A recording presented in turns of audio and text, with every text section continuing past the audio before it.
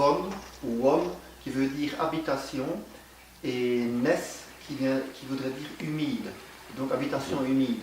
Ce qui est assez logique puisque les premières habitations sont certainement celles qui ont été construites le long du ruisseau dans le fond du village, le fond humide. Mais c'est toujours paisible de rentrer dans le village parce que c'est un village qui a gardé un caractère et qui est entouré de beaucoup de verdure.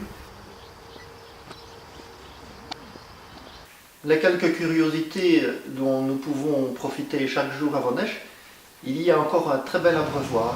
Il existe encore ici le lavoir. Il y a l'arbre du centenaire. En 1930, un tilleul a été planté pour commémorer le centenaire de la Belgique. Il avait été question de raser un ancien cimetière qui se trouve dans le centre du village. Mais suite à une pétition de villageois, ce cimetière a été conservé. Ce qui est particulier aussi dans le fond du village, ce sont ces maisons en colombage qui ont été restaurées, il y en a quelques-unes.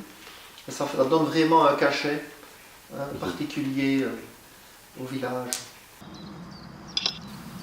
Ce qui est aussi très beau ici à Vonnesch, c'est le parc sur 20 hectares, avec en son centre un beau château qui a été bâti à la période de la cristallerie. Et c'est d'ailleurs le dernier témoin encore de la cristallerie, puisque tous les autres bâtiments ont été démontés. Je dirais qu'on est ici dans, je ne sais pas peu dire que de dire que dans les beaux villages de la Wallonie, on vient chercher le bon air, la tranquillité, ceux qui aiment le calme. Il y aurait ici une âme dans le village, parce qu'on voit que les familles restent. Il y a des noms qui sont là depuis des générations. Vraiment, il y a un attachement à la région. Les gens sont attachés à leur région. C'est particulier.